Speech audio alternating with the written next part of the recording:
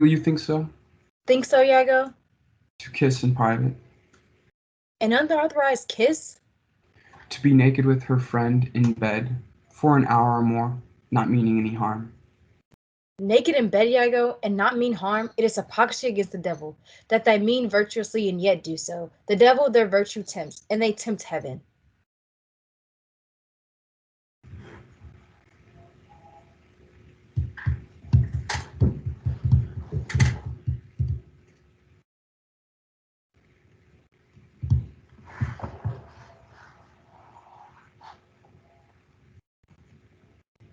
Will you think so? To kiss in private, to be naked with her friend in bed for an hour or more, not meaning any harm. If they do nothing, 'tis a venial slip.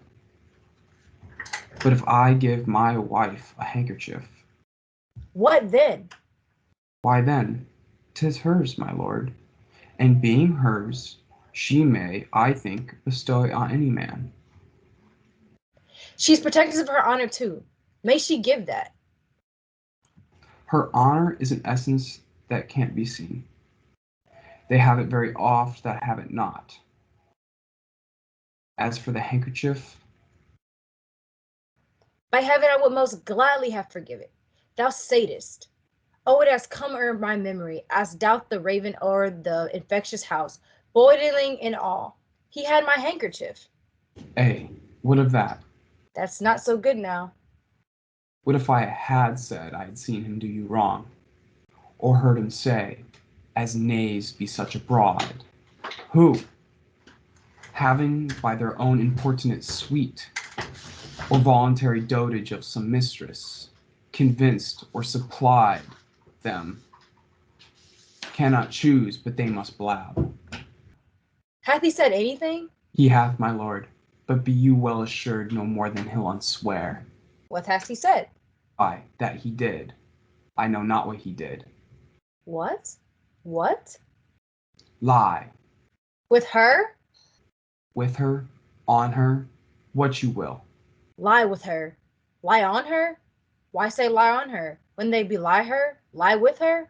Sounds that fortune, handkerchief, confessions, handkerchief to confess, and be hanged for his labor, first to be hanged, and then to confess, I tremble at it. Nature would not invest himself in such shadowing passion without some instruction. It is not words that shakes me thus. Pish, noses, ears, and lips. Is it possible? Confess. Handkerchief, O devil. Work on. My medicine works. Thus credulous fools are caught, and many worthy and chaste dames. Even thus, all guiltless meet reproach. What ho! My lord! My lord, I say, Othello! What's the matter? My lord has fallen into an epilepsy. This is his second fit. He had one yesterday. Why don't you rub him about the temples? The lethargy must run his quiet course. If not, he foams at the mouth, and by breaks out to savage madness. Look, he stirs. Do you withdraw yourself a little while? He will recover straight. When he is gone, I would on great occasion speak with you. How is it, General? Have you not hurt your head? Dost thou mock me? I mock you not, by heaven. Would bear your fortune like a man? A horned man's monster and a beast? There's many a beast, then, in a populous city, and many a civil monster. Did he confess it? Good sir, be a man. Think every bearded fellow that's but yoked may draw with you? There's millions now alive that lie in those unproper beds which they dare swear peculiar. Your case is better. Oh, 'tis the spite of hell, the friend's arch mock, to lip a wanton in a secure couch, and to suppose her chaste. No, let me know, and knowing what I am, I know what she shall be. Thou art wise, it's certain. Stand you a while apart, confine yourself but to a patient list. Whilst you were here, o'erwhelmed with your grief, a passion most resulting such a man, Cassio came hither. I shifted him away and laid good excuses upon your ecstasy.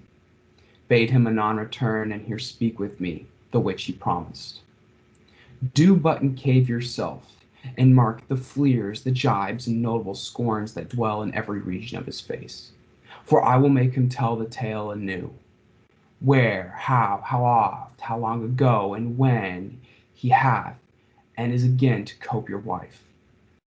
I say, but mark his gesture, Mary, patience. Or I shall say, you're all in all, and spleen, and nothing of a man.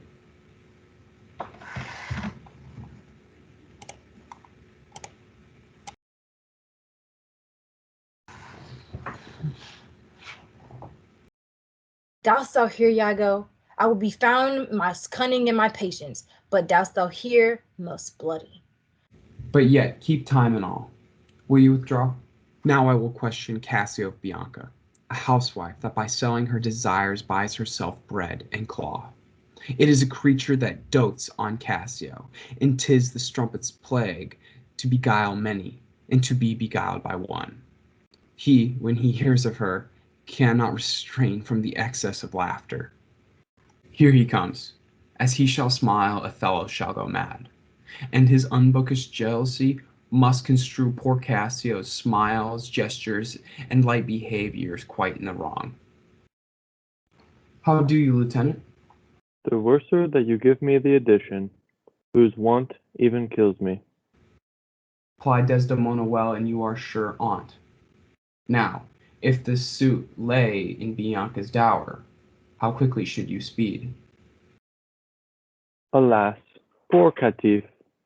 Look how he laughs already. Well, I never knew woman love man so. Alas, poor rogue. I think indeed she loves me. Now he denies it faintly and laughs at it. Do you hear, Cassio? Now he importunes him. To tell her o'er, go to, well said, well said. She gives it out that you shall marry her. Ha ha ha. Do you triumph, Roman? Do you triumph? I marry? What a customer. Prithee bear some charity to my wit. Do not think it so unwholesome. Ha ha ha. So. They laugh, that wins. Why, the cry goes that you marry her. Prithee, say true. I'm a very villain else. Have you scored me? Well, This is the monkey's own giving out. She is persuaded I will marry her out of her own love and flattery, not out of my promise. Iago beckons me. Now he begins the story. She was here even now. She haunts me in every place.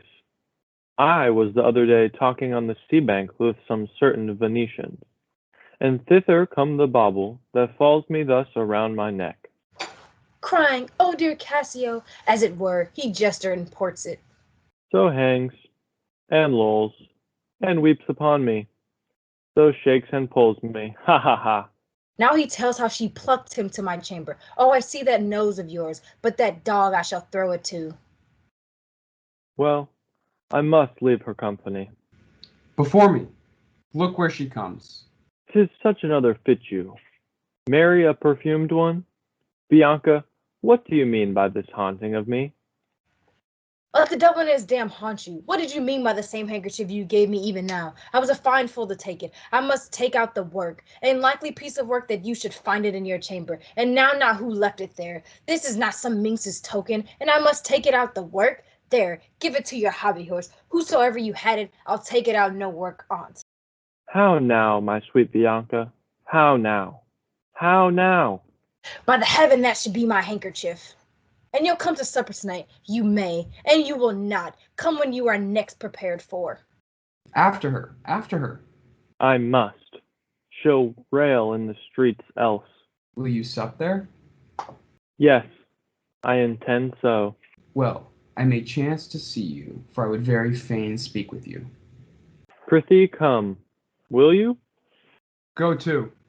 Say no more.